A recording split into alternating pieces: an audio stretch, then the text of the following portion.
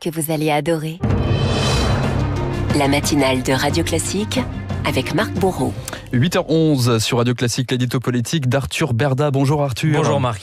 Vous revenez ce matin Arthur sur l'actualité du week-end et cet attentat meurtrier à Mulhouse. Oui, le ministre de l'Intérieur lui-même n'avait pas vraiment prévu d'être ainsi rattrapé par la menace islamiste. Bruno Retailleau entamait d'ailleurs un week-end paisible sur ses terres de Vendée lorsque son téléphone s'est mis à sonner samedi. Et à peine a-t-il eu le temps de se réjouir, l'expression est de lui, de l'arrestation du narcotrafiquant Mohamed Amra, interpellé en Roumanie 9 mois après sa sanglante évasion, qu'un homme semait la terreur en Alsace. Un certain Brahim A, trentenaire algérien sous OQTF, tuait un civil portugais et blessait plusieurs policiers au cri de Allah Akbar. Une attaque au couteau comme la France n'en avait plus connu depuis un mois à Apt dans le Vaucluse, mais dont le bilan, lui, renvoie à plus d'un an lorsqu'un franco-iranien s'en était pris à des touristes au pied de la Tour Eiffel. C'était en décembre 2023. Et c'est donc la première fois que Bruno Retailleau est confronté à un tel attentat, Arthur. En tant que ministre de l'Intérieur, oui, mais l'ancien patron de la droite sénatoriale a une fine connaissance du sujet pour l'avoir beaucoup travaillé dans son ancienne vie. Résultat, ni sa main ni sa voix n'ont tremblé lorsqu'il a fallu poser des mots et exiger des actes. Les mots, ce sont ceux qui consistent à dénoncer avec vigueur le lien évident qui existe entre immigration, insécurité et terrorisme.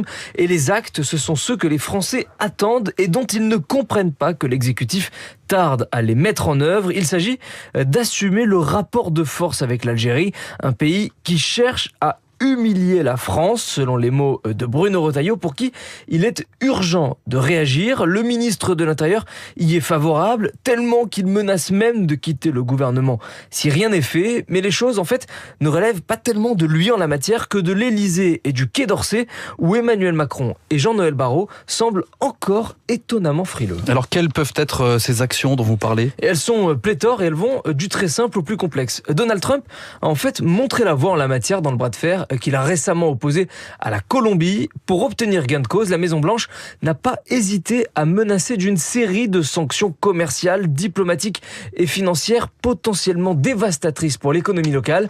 Et devinez quoi ? Ça a marché. Bogota a finalement accepté de reprendre ses immigrés devenus indésirables aux yeux de Washington.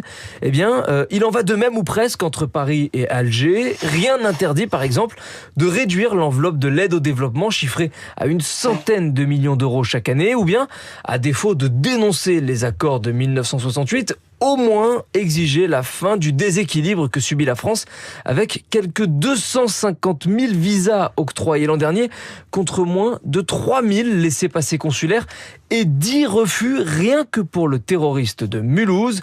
C'est donc à cette impunité d'État qu'il s'agit de mettre fin en assumant de sortir d'une culpabilité post-coloniale qui n'a plus lieu d'être aujourd'hui.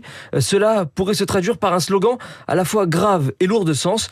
Reprenez l'influenceur Doualem et libérez Boualem Sansal, l'écrivain qui, rappelons-le, est arbitrairement détenu dans des conditions que l'on ignore depuis 100 jours maintenant. L'édito politique d'Arthur Berda. Merci Arthur. Et à demain, 8h15 sur Radio Classique. Tout de suite, l'invité de la matinale.